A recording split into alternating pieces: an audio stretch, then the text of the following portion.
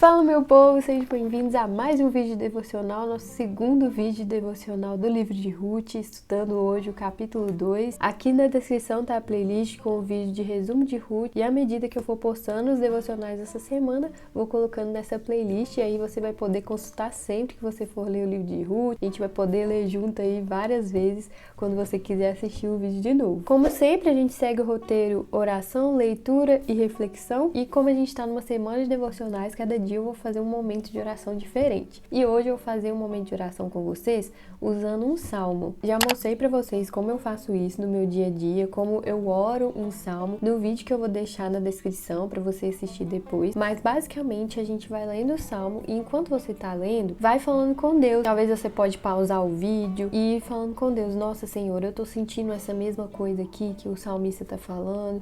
Eu também quero sua ajuda nisso. Eu também acho que o Senhor é isso quando o salmista estiver louvando a Deus, enfim. Então a gente vai usar hoje um salmo para orar.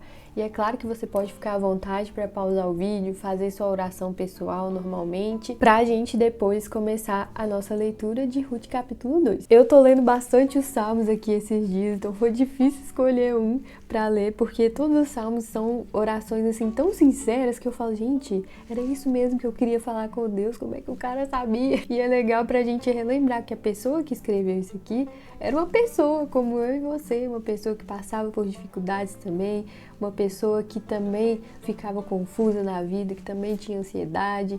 Então, assim, é muito legal porque a gente se identifica muito. E aí você pode abrir sua Bíblia, então, em Salmo 86 para o nosso momento de oração de hoje. Salmo 86. Inclina os teus ouvidos, ó Senhor, e responde-me, pois sou pobre e necessitado. Guarda a minha vida, pois sou fiel a ti. Tu és o meu Deus, salva o teu servo, que em ti confia. Misericórdia, Senhor, pois clama a ti sem cessar. Alegra o coração do teu servo, pois a ti, Senhor, eleva a minha alma. Tu és bondoso e perdoador, Senhor, rico em graça para com todos os que te invocam. Escuta a minha oração, Senhor, atenta para a minha súplica. No dia da minha angústia, clamarei a ti, pois tu me responderás. Nenhum dos deuses é comparável a ti, Senhor. Nenhum deles pode fazer o que tu fazes. Todas as nações que tu formaste virão e te adorarão, Senhor, e glorificarão o teu nome, pois tu és grande e realiza feitos maravilhosos. Só tu és Deus. Ensina-me o teu caminho, Senhor, para que eu ande na tua verdade. Dá-me um coração inteiramente fiel, para que eu tema o teu nome. De todo o meu coração te louvarei, Senhor, meu Deus. Glorificarei o teu nome para sempre, pois grande é o teu amor para comigo. Tu me livraste das profundezas do Sheol. Os arrogantes estão me atacando, ó Deus. Um bando de homens cruéis, gente que não faz caso de ti, procura tirar minha vida. Mas tu, Senhor, és Deus compassivo e misericordioso, muito paciente, rico em amor e em fidelidade. Volta-te para mim, tem misericórdia de mim, concede a tua força a teu servo e salva o filho da tua serva. Dá-me um sinal da tua bondade, para que os meus inimigos vejam e sejam humilhados, pois tu, Senhor, me ajudaste e me consolaste.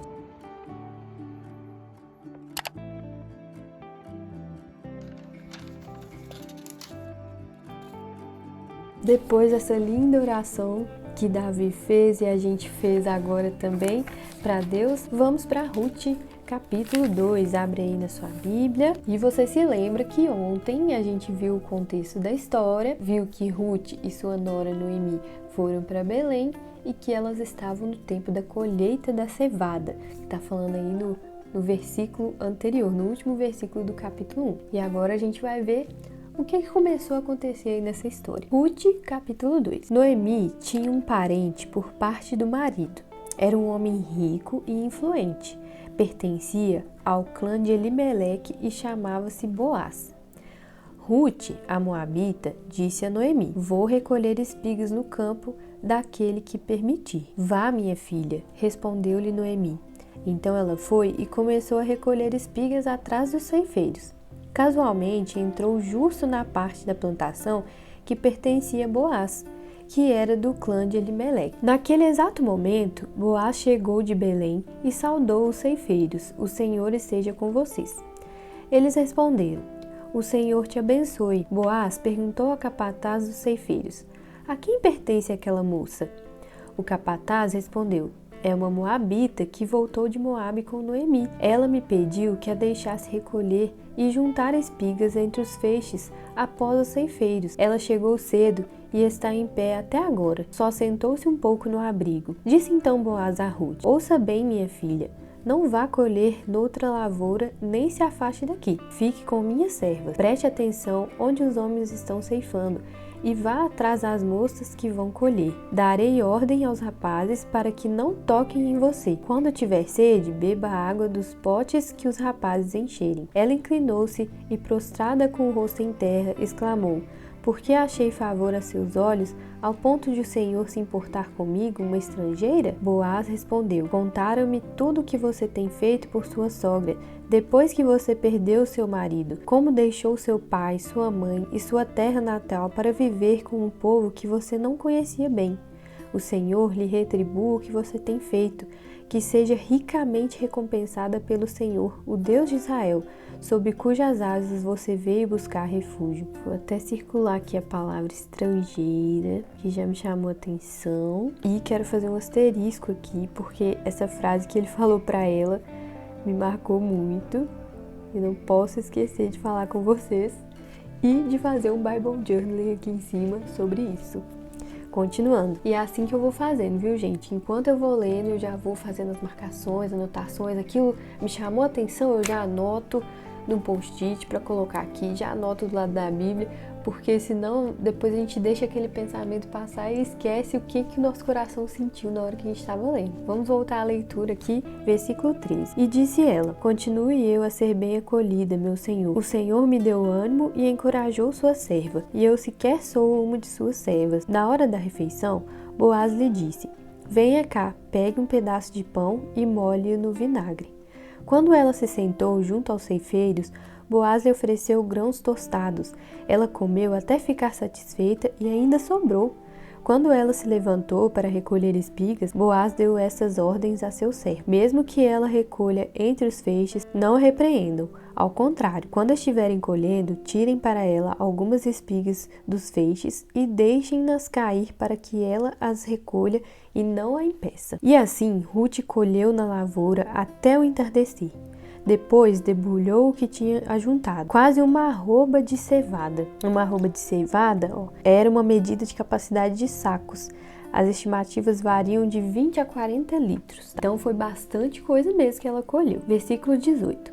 Carregou-a para o povoado e sua sogra viu quanto Ruth havia recolhido, quando ela lhe ofereceu o que havia sobrado da refeição. A sogra lhe perguntou: Onde você colheu hoje? Onde trabalhou? Bendito seja aquele que se importou com você. Então Ruth contou à sogra com quem tinha trabalhado. O nome do homem com quem trabalhei hoje é Boaz. E Noemi exclamou: Seja ele abençoado pelo Senhor, que não deixa de ser leal e bondoso com os vivos e com os mortos. E acrescentou: Aquele homem é nosso parente, é um dos nossos resgatadores. E Ruth, a moabita, continuou: Pois ele mesmo me disse também: Fique com os meus ceifeiros até que terminem toda a minha colheita. Então Noemi aconselhou a sua nora Ruth: É melhor mesmo você ir com as servas dele, minha filha. Noutra lavoura poderiam molestá-la. Assim, Ruth ficou com as servas de Boaz para recolher espigas até acabarem as colheitas de cevada e de trigo, e continuou morando com sua sogra. Vamos dar uma relembrada no que a gente acabou de ler para refletir um pouco mais e isso ficar guardado no nosso coração? A primeira coisa que me chamou a atenção já aqui é a providência de Deus, né? Como a gente viu que Deus foi guiando a história. Porque o capítulo começa nos contando que Noemi tinha um parente mais próximo de seu marido, que era Boaz. E isso era muito importante porque lá em Israel existia a lei do levirato, que eu expliquei sobre ela no vídeo de resumo e contexto do livro de Ruth, que você pode assistir se ainda não tiver assistido. E você até viu também que no versículo aqui, no versículo 20, quando Ruth revela para Noemi que ela tinha conhecido o próprio Boaz, Noemi se alegra muito e fala para ela: olha, aquele homem é nosso parente, é um dos nossos resgatadores. O resgatador, segundo essa lei do levirato, seria um parente mais próximo do falecido marido de Noemi e, por consequência ali, dos seus filhos falecidos, que seria responsável por resgatar tanto os bens dessa família, já que os maridos e os filhos tinham morrido, tanto também para dar uma descendência para essa pessoa. Eu expliquei melhor lá, mas, por exemplo, se um irmão, parente ali mais próximo, morresse sem ter um filho, para eles era uma desonra muito grande, era como se o nome da família fosse apagado, porque eles não tinham descendência. Então existia essa lei, esse costume dentro do povo de Israel. E também tem outros povos que a gente tem indícios de que teria também esse tipo de lei, de que um parente mais próximo, um irmão ali, casaria com a viúva ali da pessoa que faleceu e daria um filho para a pessoa que faleceu, sabe? E esse filho levaria o nome aí dessa família para que essa pessoa que faleceu fosse honrada, né? Que o nome dela fosse honrado. Esse princípio era muito importante para eles. Pra gente, às vezes é muito difícil entender porque nós não temos os mesmos princípios assim de vida, mas para ele era crucial, sabe? Muito importante mesmo levar essa família à frente, ter honra ali na sociedade e com isso também as suas terras também continuarem ali junto com a sua descendência. E esse capítulo vem contando pra gente que a providência de Deus fez com que Ruth se encontrasse com Boaz, que era justamente um dos resgatadores que poderiam resgatar as terras para que Noemi e Ruth pudessem ter segurança e também para que Ruth pudesse dar uma descendência aí para Noemi, para que a família deles não fosse esquecida, né? Aqui também você pode estar se perguntando, não, mas tinha as mulheres e tal. Só que naquela época, naquela cultura de antes, tudo era passado através do nome dos homens da família, né? Por isso que a gente vê aqui que elas passavam por um momento de grande insegurança também. E aí a gente aprende uma outra coisa, que vocês viram que Ruth saiu para colher espigas. E isso era uma lei de Deus também para o povo de Israel. Quando eles fossem fazer a colheita, eles deveriam deixar para os pobres, para as viúvas, os órfãos poder colher e ter com que se alimentar. Então era uma ajuda para essas pessoas e Ruth foi fazer esse trabalho, colher espigas para trazer para sua sogra, para ter alimento ali na casa delas. E eu circulei aí, ó, no versículo 10, tá escrito assim, ó. Ruth falou para Boaz: porque achei favor a seus olhos, ao ponto do Senhor se importar comigo, uma estrangeira? E aqui a gente já sabe o contexto, que eu expliquei um pouquinho no devocional passado e também no vídeo de resumo de Ruth. Os moabitas eram um povo inimigo do povo de Deus. Tentaram até amaldiçoar o povo de Deus anteriormente. Mas aqui a gente consegue perceber um outro tema do livro de Ruth, que é a lei do amor, a lei da misericórdia. E a gente vê que mesmo Ruth sendo de um povo que seria inimigo do povo de Israel, ela foi recebida e foi acolhida aqui. E o capítulo conta pra gente que Boaz chegou ali em Belém, ficou sabendo dessa história e ele acolheu Ruth, mesmo sabendo que ela era moabita. Então a gente vê muito esse tema nesse capítulo aqui, né? De que não importa quem você é, o que você já tenha feito antes, Deus ele está ansioso para te acolher quando você escolhe se voltar a Ele. E aqui a gente conhece um pouco mais dessa mulher que se voltou a Deus assim de uma forma tão forte que a gente vê em todas as atitudes dela de que realmente o amor de Deus era representado através da vida dela.